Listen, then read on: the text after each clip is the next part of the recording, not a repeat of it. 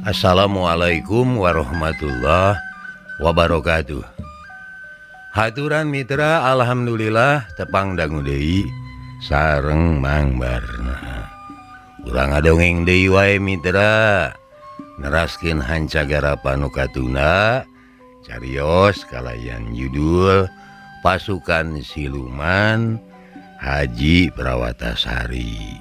Mitra hanca Mang anu katuna tina ieu carios anu dikarang ku Bapaan Merdeka Permana upami telepat kamari teh parantos dugi ka ya dia turun tina dahan kai geus kitu rolencepan nuturkeun ka Ki Kartadita tetela anu ditujuna teh sasaungan anu pernahna rada anggang ti sasaungan sejena.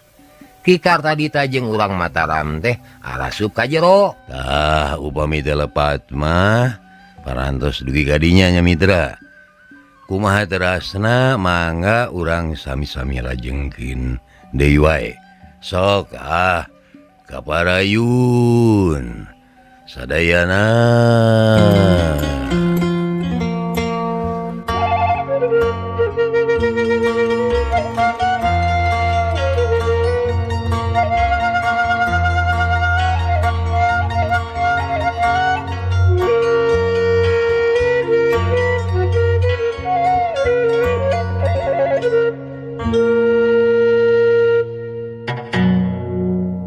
Yanten hanca anu katuna teh mitra Nyi Rodiah lalaunan nyelenep kana sisieun rungkun anu deukeut kana sasaungan.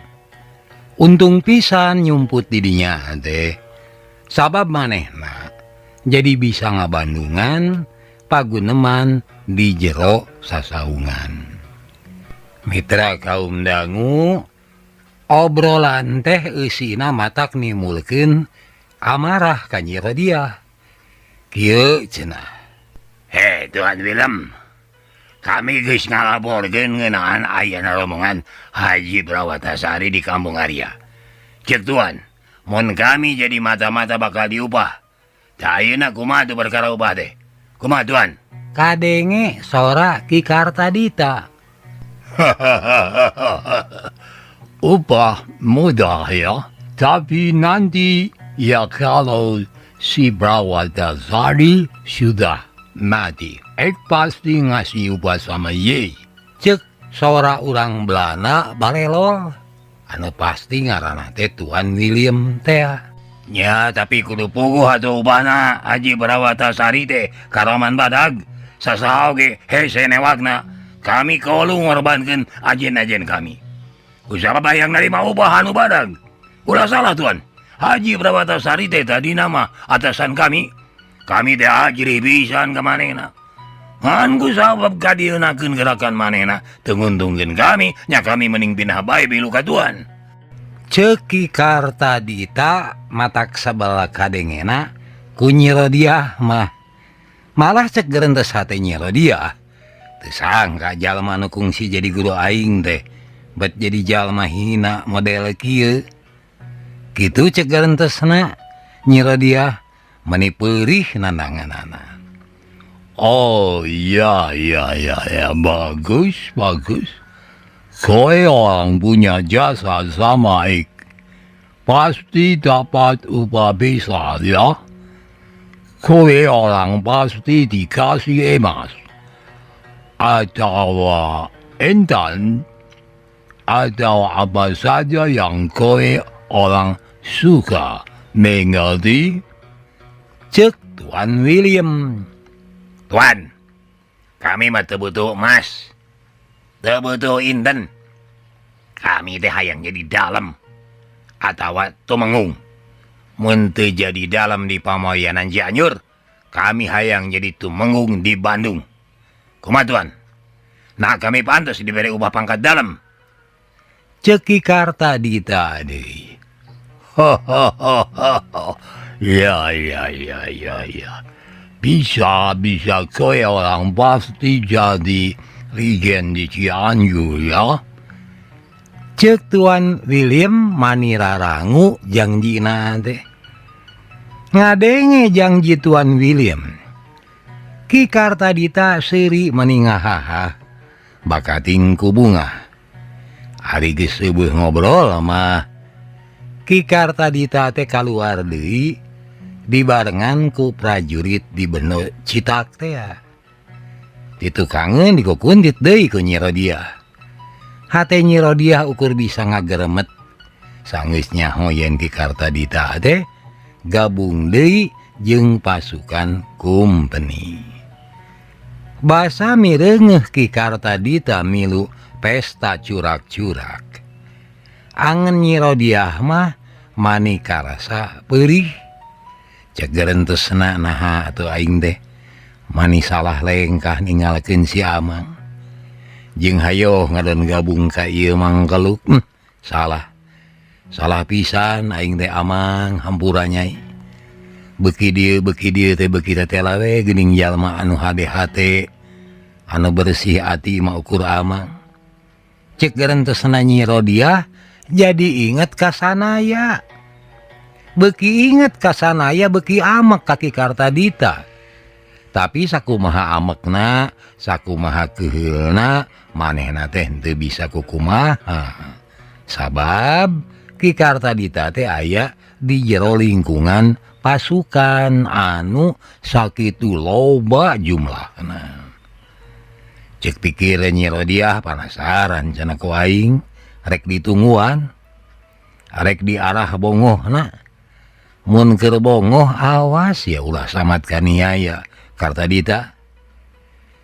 Mitra kaum dangu sabot ngancam-ngancam kitu. Ari ingetanana mah deui tungteng ka ditu ka dieu. Manehna jadi inget kana nasib rombongan Kanjeng Haji Prawatasari. Cek gerentesna si Kartadita geus hianat jadi mata-mata keur musuh. Hartina Kanjeng Haji katut rombonganana teh keur aya dina mara bahaya. Daek teh daek aing kudu ngelingan maranehna. Tapi nya di mana teu lemur dayeuh luhur teh. Wayah kieu aing moal bisa tatanya ka batur. Cek gerentes Nyi Rodia. Sabot hulang-hulang dina panyumputanana.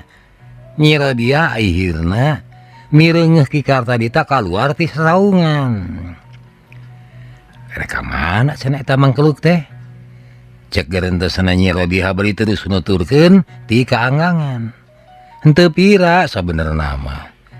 Ki Kartadita teh arek bubuang ka tempat nu suni. Kabeneran pisan ieu. Cek hate Nyi Rodia rada bunga. Basa Ki Kartadita kukurusukan kanu bala.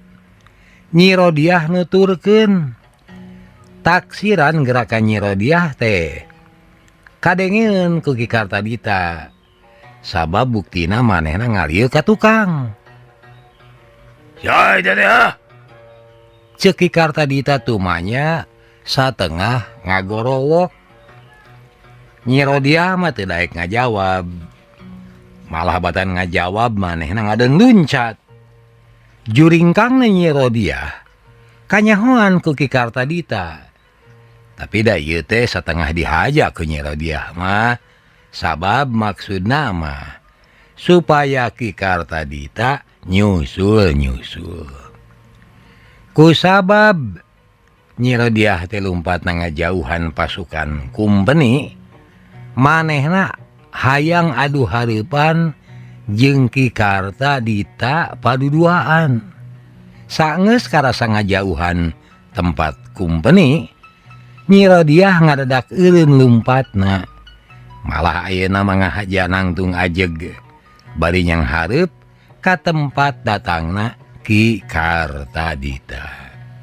Saenggeus nyaho yen anu ngajega teh nyatana Nyi Rodia, Ki Kartadita teh mani reuwaseun pisan. Alah, keneng sia Rodia. Harus euy. Sia bisa tapi ka dieu. Ayo ayeuna mah. Melu ka aing. Ceuk Ki Kartadita bari arek ngajengkat. Mangke heula. Kaela Ki Guru. Milu teh milu ka mana? Lah, pokokna melu we ka aing. Ditanggung untungkeun sia. Mulungan upah demeh jadi mata-matanya, cek Nyi Rodiah ngecek. Ngadenge eta omongan Ki Kartadita ngaliuk semu kaget. Sia nyaho di mana Rodia? Cenah Dewasin. Sabuni-bunina mindingan anu bau. Awal akhir pasti kaambe, cek Nyi Rodiah. Rodia, nyari danau dari sia. Weureuh gitu sia teh. Weureuh gadung, weureuh benguk sia. Ki Kartadita make pura-pura teu ngarti sagala. Mentong nganggap bodoh, kaduhung aing make guguru kasia. Tata rahasia teh leuwih jahat manan jalma jahat liana. Rodia, ulah cambak gitu sia teh. Geus di aku anak aing. Aing nyah pisan ka sia. Rumadak sia ulah loba carita. Anu penting mah sia teh bakal jadi jalma dihormat deh. Bagus. Mondong loba omong, hayu mending milu ka aing. Cek Ki Kartadita ngasongkeun leungeun. Tapi leungeun Ki Kartadita ditampi ku Nyi Rodiah. Aing mah teu hayang dedeketan jeung jalma hianat. Aing mah hayang jadi pajuang anu bisa ngusir bangsa asing deuleu. Cek Nyi Rodiah nyaritana satengah ramisak. Ki Kartadita mah ngadon seuring ngagak-gak Ngadenge caritaan Nyi Rodiah teh. Nyi Rodiah ngarasa tugenah dumeh pamadeganana ngadon disengsirikeun ku Ki Kartadita. Maneh nanangtung jamadud bari nukangan. Rodia, sia mah budak kamarieu. Moal di babanaran nengikeun ku sia babanaran dina zaman kiwari mah nyaeta anu sakirana bisa nguntungkeun urang deuleu. Aing ge bade mah mani asanya. Bajuang keur ngabela rakyat teh hiji pagawean anu mulia anu pinuh ku babanaran. Tapi kabuktianana mah numpun sia mah bool hayam. Kabuktianana mah loba jalma anu saukur ngajual ngaran rakyat jang kepentingan dirina sorangan. Aduh lian di kitu loba rakyat anu teu rumasa dirina keur dibela. Basa aing ngawak ngawi kumbeni rakyat mah teu ngarasa dibela teu. Sabab sageus aing ngarurug kumbeni giliran kumbeni anu ngarurug rakyat kubalukar aing. Rakyat jadi kaancam. Rumadak maranehna mah henteu resepeun ka aing teu. Da saban aing ngalanto ka lemurna, saban maranehna diobrot jeung dicuriga ku kumbeni. Kadienakeun Haji Prawatasari anu cenah bumela ka rakyat teh anu geus mawa korban loba urang Jambang teh ngarasa teu sanggup ngayonan kumbeni. Balukar geuning saukur sasoroh kojor, sirah bongkokan. Keuleuh aing mah numadak itu teu metu, ieu teu metu. Nya mending leangan kauntungan keur diri sorangan bae. Ngamerdikakeun batur teu bisa, mending ngamerdikakeun sorangan. Nguntungkeun batur teu bisa, mending nguntungkeun diri sorangan. Kitu deuleu. Cek Ki Kartadita nyarita panjang lebar. Tapi di omongan kitu teh batan kataji. Nyi Rodiah mah ngadon beuki ceceb. Manehna ngaliuk di ka tukang tur ari geus kitu mah teu antapara. Narajang ka hareupeun Ki Kartadita. Hiat tuah. Tenggelan Nyi Rodiah teh ditakis ku Ki Kartadita bari ngajungjungkeun batu sagede hulu muning anu nyampak di dinya. Balukarna eta batu teh ancur burak-rakan. Kabuleuna mulek kaseuseup ku irung Nyi Rodiah nepi ka kabesekan. Sabot Nyi Rodiah jugrah jegroh, Ki Kartadita mah geus ngabelesat nyampeurkeun awak Nyi Rodiah. Ki Kartadita arek newak leungeunna, tapi sanajan bari jugrah jegroh, Nyi Rodiah tapis ngabalicet. Kituna teh bari nyesakeun serangan nu mangrupa tajongan suku Katuhu ngagunakeun elmu betrik simut papagah sanaya. Kaplak kaplak. Pikeun kadua kalina serangan Nyi Rodiah ditakis ku Ki Kartadita. Ayeuna mah nakisna teh ku ngagerakeun sapasang leungeunna ngabentuk cakra. Kurang ajar sia Rodiah. Sia geus kumaha ni murtad kana jadi guru ha. ceki karta ditanggusapan pigelangna anu karasana teh peres. Sia boga kasalahan dua rupa. Kahiji murtad ngalawan guru, kadua murtad geus ngagunakeun ilmu lain pamere guru. Ilmu saha nu bieu teh? Ceki Kartadita sabab maneh nama acan kungsi diserang ku sanaya ngagunakeun gaya betrik simut. Dengekeun ku sia nu bieu teh ilmu betrik simut. Pamere teh guru aing anu nalahna sanaya deuleu. Ceuk Nyi Rodia. Hah? Baru pamere ti si sanaya? Ki Kartadita seuring haha. Tapi ari hate-hate nama ngarasa keder.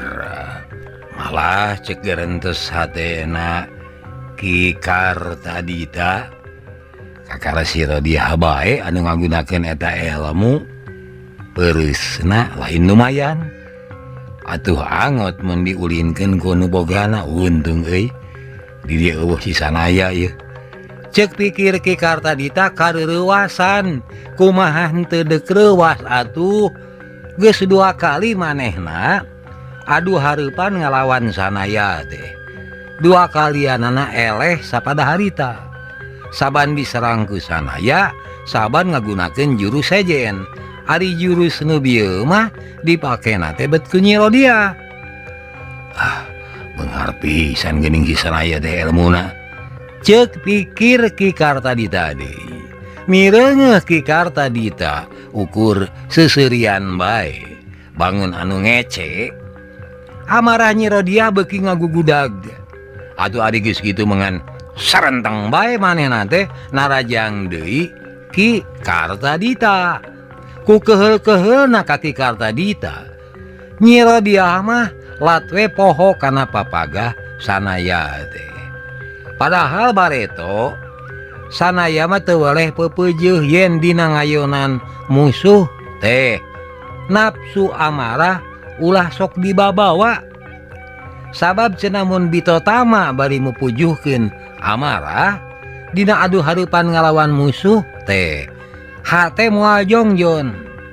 Ari hate geus teu jongjon, perhatian oge henteu bisa museur. Kaasup dina museurkeun jurus-jurus serangan. Nyi Rodia ulin jurus gunta-ganti.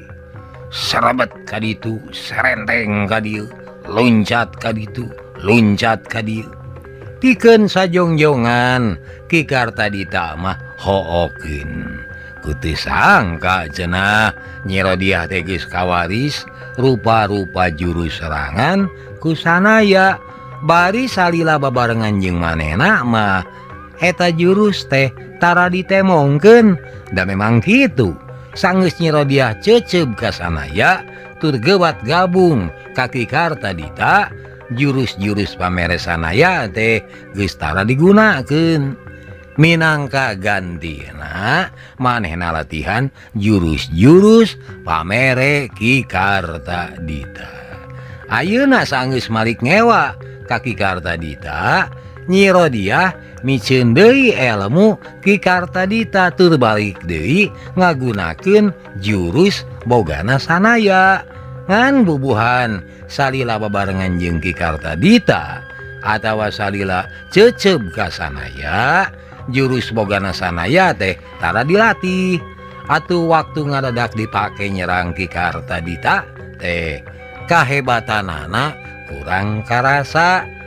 Lamun mah Ki Kartadita ngarasa seber, manehna mah ukur ngajenghok atawa ukur leuwas dumeh, sanaya beunghar ku jurus-jurus pibahayaeun. Dari mireungeuh gerakan anu diulinkeun ku Nyi Rodia mah kabireungeuh kurang sampurna. Bari ngayonan panarajang Nyi Rodia, hate Ki Kartadita mah rada murengked.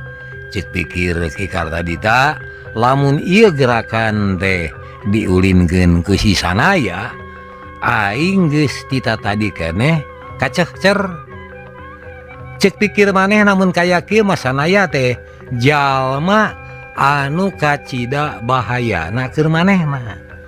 Atuh ku sabab kadinya mikirna ayeuna Ki Kartadita sateka pola kudu nyieun reka berdaya supaya si sanaya teh bisa ngakalakeun aing. Akalna ieu budak awewe teh kudu ditewak ku aing, cek hate Ki Kartadita.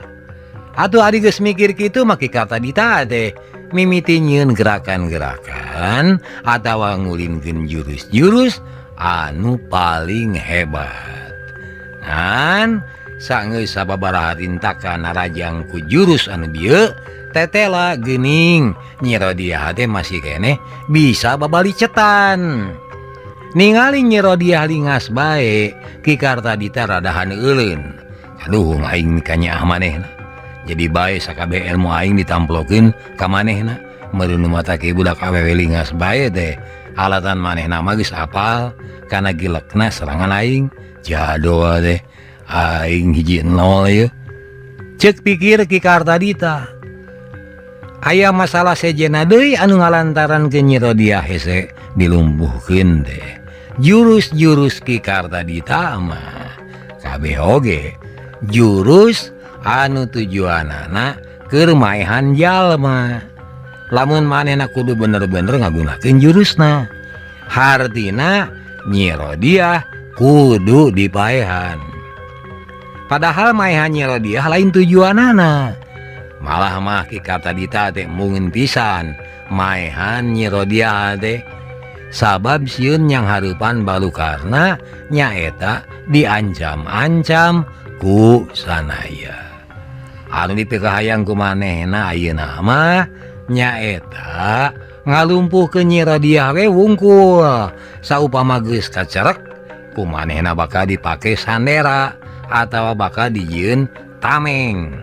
Malar kasalametan manehna tina ancaman sanaya bisa kaungkulan. Cek pikirna Ki Kartadita cilaka ieu. Kaya kieu mah aing teh bakal susah hayang newak ieu mangkeluk teh. Ngan sabot duanana keur silih sareng kitu. Ti jauhna nyaeta ti lebah tempat mangkalanana pasukan VOC kadenge anu surak amal-amalan.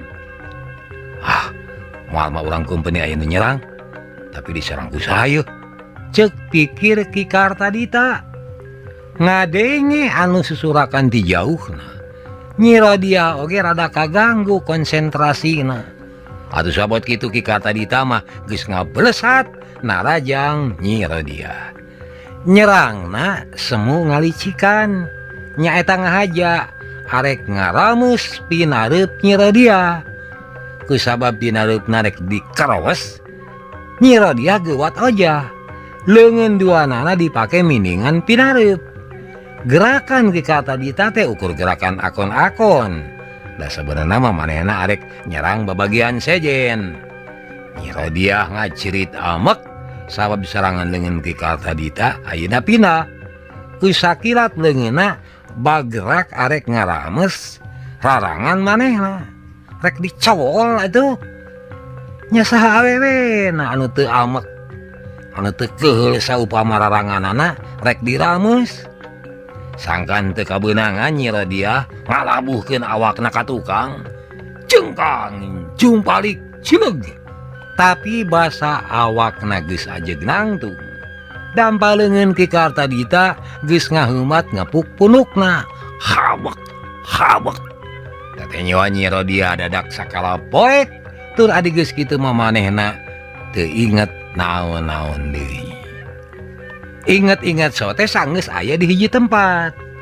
Eta tempat teh tetela pangkalan pasukan VOC anu gabung jeung Balad Mataram. Leungeunna dibakutet ditalikungkeun ka tukang.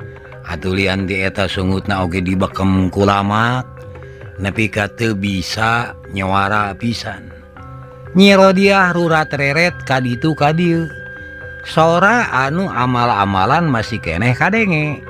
Didinya teh loba jalma rajeg siga anu keur nyaksian hiji kajadian penting ti antara anu rajeg nangtung teh kapanggih aya yaksa. Urang ajar pisan. Ceki Kartadita kutuk geneng bari ngagebugan damba leungeunna. Geus kitu manehna ngalieu ka Nyi Rodia. Ya sia geus eling ya nasi datang ka dieu teh tiluan nasi aya nu nitayeun kudu ngarurug ka ieu tempat. Ceki Kartadita molotot ka Nyi Rodia, kitu nate awak Nyi Rodia digebig-gebig. Ari anu ditanya da keur mah sungutna dibakutet, katamah-tamah teu nyaho pasoalan anu sabenerna, atuh manehna mau keur malik molotot we kaki Kartadita teh. Itu deh sia jeung si Sumaji keur dikepung aku buaya mangap ku pasukan VOC jeung Mataram. Sigana maranehna teh ngahaja aya nu nitah sangkan ngarurug pasukan VOC. Dasar jelema sunara kabeh. Sok bejakeun. Tangtu sia geus jadi utusan Haji Prawatasarinya. Tangtu sia tiluan diutus ngarurug ka dieu nya. Kurang ajar. Disangkana pasukan VOC bisa kitu bae digamahannya. Tuh, delekeun sia. Sia gedeung deui awak si Aksa jeung si Sumaji bakal tumbur jadi bubur dilecah ku balad Kumeni jeung Mataram. Dasar gablak. Aing mah mani rugi pisan ngamuridkeun teh murid satilu-tilu kacing calang kabeh. Bau nauk buruk sia. Ceki Kartadita teu weleh kutuk geneng. Ari Nyi Rodia ruasna lain bobohongan. Basa di beja anjeun anu ngarurug gadinya teh tayalian Iwati Aksa jeung Sumaji. Ceuk Nyi Rodia dina hatena, dasar lalaki balegug kabeh. Arek nahaon make ngarurug ka dieu sagala rupa, kawas anu nya we sanggup balegug bisa anu nitahna deui atuh mun teu jeung jeujehan. Dasar balegug kabeh kitu cenah. Ngan sanggeus hatena nya campah, manehna jadi reuwas. Kumaha teu rek reuwas sabab manehna jadi inget kana ucapanana ti heula. Cek gerentes hatena moal mah maranehna wani ngarurug ka dieu teh ku sabab diangsonan ku aing, aing inget maranehna teh barogoheun ka aing. Geuning cek aing sok sing saha anu panglobana maehan musuh bakal jadi salaki aing. Boanya maranehna daratang ka dieu teh alatan keur marebutkeun aing. Dasar jelema belegug kabeh. Cek hate Nyi Rodia keuheul aya, amek aya, tapi kaduhung oge aya. Kaduhungna dume ayeuna Yaksa jeung Sumaji teh keur nyang hareupan bahaya. Jalma duaan dirempug ku ratus-ratus prajurit. Bet saha anu sanggup atuh. Mitra Nyi Rodia ngagerentes bari rumai Cimata. Mun si Yaksa jeung si Sumaji parae pada ngepuk, meureun aing anu dosa mah. Da maranehna ari nitna ka dieu teh pasti alatan nyobadanan ka hayang aing. Nah atuh nya meni teu dipikir dibulak-balik dasar balegug kabeh kaasup aing. Cek Nyi Rodia bari rumai Cimata ngagerentes dina hatena. Manehna ngarasa masing sakumaha ceceubna kaduanana oge. Da sabenerna mah boh Yaksa boh Sumaji. Ka manehna teh meuni kacida heman. Salila babarengan Nyi Rodia mah sasat dimemenan pisan, dahar dipangnyarkeun, mun geus manggi atahan dipangasakankeun, pakaianana dipangnyeusehankeun, malah meureun Nyi Rodia pureuneun mamandi oge dipangmandiankeun. Boh Yaksa boh Sumaji pae poso ngaulaan manehna teh ku sabab duanana neuneun hate kadua leutik ka manehna. Nyi Rodia ngagerentes dina hatena, hampura aing Yaksa, hampura aing Sumaji, mun eueuh kaajaiban masih aduaan teh pasti bakal nemahan pati di dieu deuleu. Cek hate Nyi Rodia jumrit leutik. Memangnya eueuh kaajaiban sabab buktina tekung silila ti eta anu keur ngepung wakul buaya mangap teh geus rengse. Mitra kaum dangu saenggeus kitu, ti jauhna sabubuhan prajurit datang nyampeurkeun maranehna. bari ngagugusur layon jalma. Layon teh geus teu puguh rupaan, lamun mah henteu apal kana pakeanana.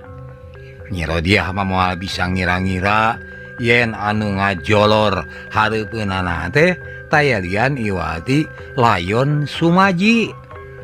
Sumaji, teu sangka sia teh paeh pada ngarecah ku musuh. Cek hate Nyi Rodiah, jumerit deui wae. Ari Ki Kartadita mah ukur nulak cangkeng we, bari jamedud netep layon. Keur kitu tarojol aya lalaki bule, jigana mamanehna teh komandan pasukan VOC. Hei Tuan Dita, itu siapa ha? Apa dia punya teman perempuan ini? Cek eta bule. Sanes Tuan William, ieu jalma mah Karaman. Ari ieu pun Rodiah. Sabarna murid kami, ngan ku kami di Barogot teh. Bungan teu satia, hayang misakeun wae di kami. Temal Ki Kartadita ngajang ilungan. Nyi Rodiah rada bunga. Dumeh Ki Kartadita ngilungan teh. Manehna ngareret ka si bule. Anu tetela ngaranna teh Tuan William. Tadi basa manehna keur nyumput, sorana mah geus ka Bandungan.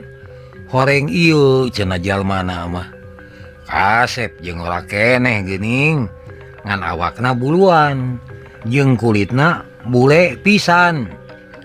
Oh ya, puang itu bayar nanti buat penyakit sama ik. Ha? Puang kemana saja, asal tidak di sini ya. Cek Tuan William.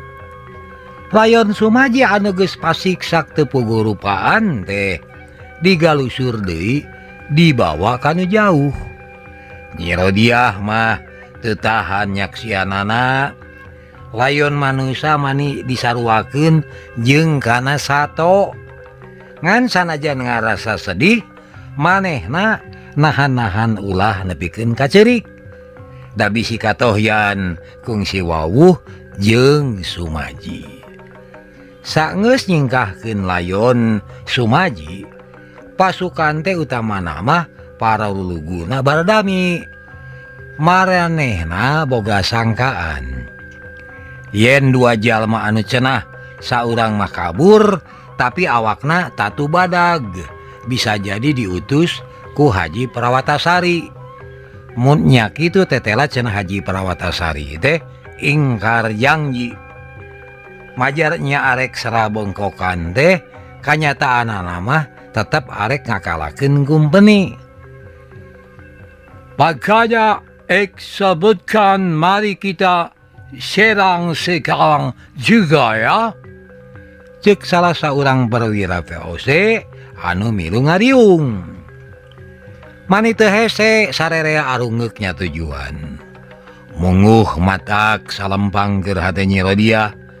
Manehna salempang bisa jadi ari rombongan Kanjeng Haji Prawatasari mah saeutik oge meureun teu nyangkaeun yen arek diserang wayah janari kieu.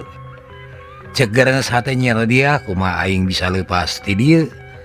Heug ieu cangkalak teh manis sakieu wedelna. Cek Rodiah bari mariksa tamang wedel anu nalikung leungeunna ka tukang.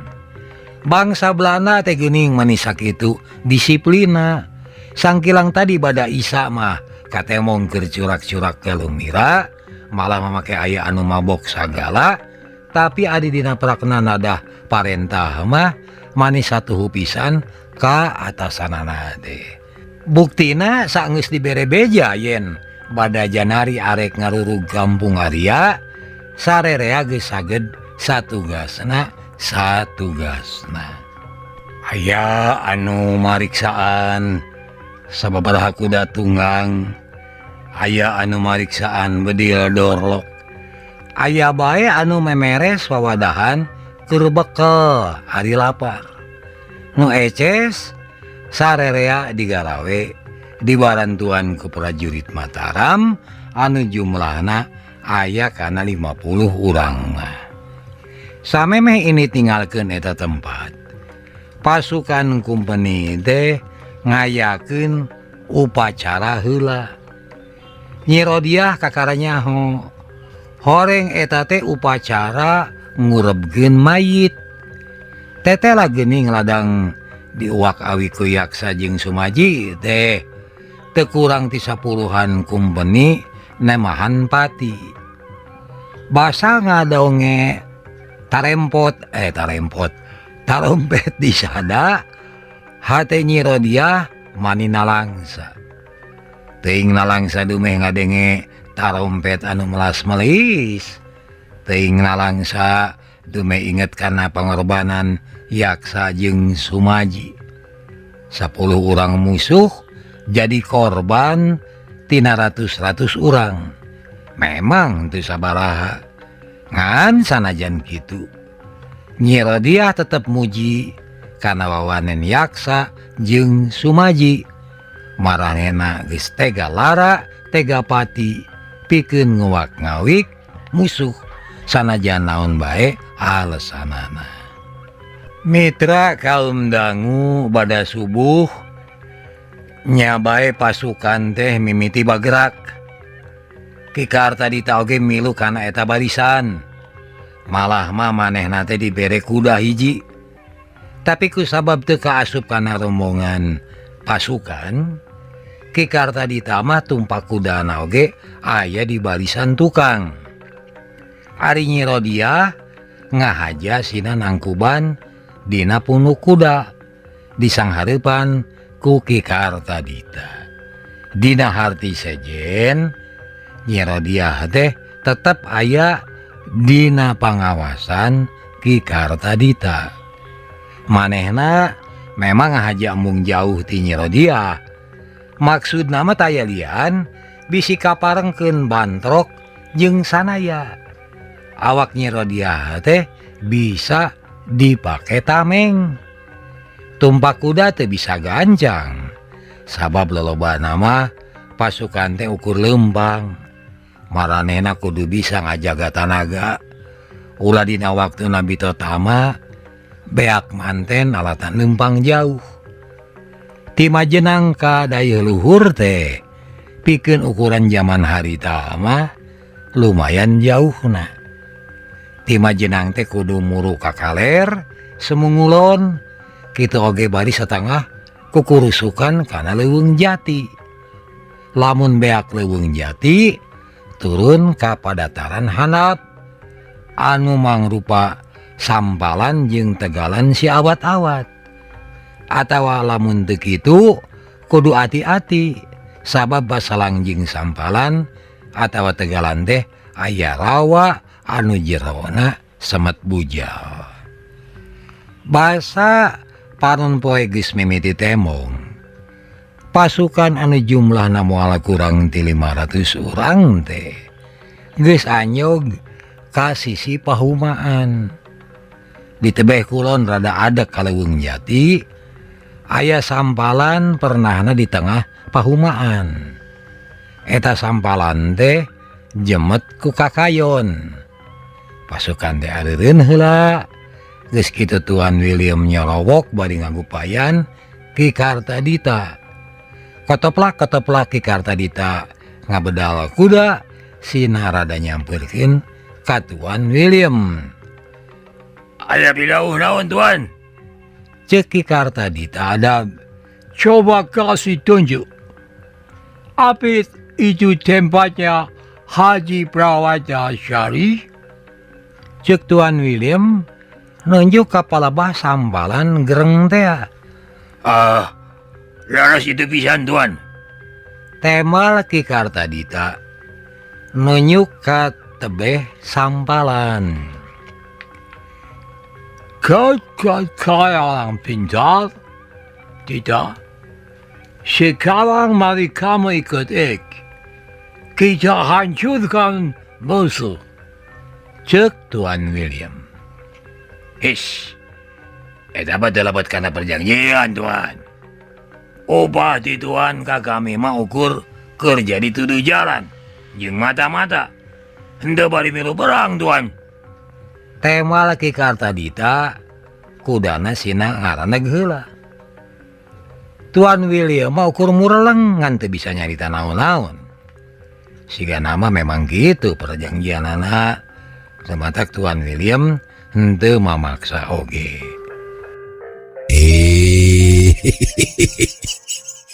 Cager para mitra hanya kal kabujeng nenglong. Hatur nuhun kana perhatosanana, insyaallah enjing tepang dangu deui. Billahi taufik wal hidayah. Assalamualaikum warahmatullahi wabarakatuh. Ciao.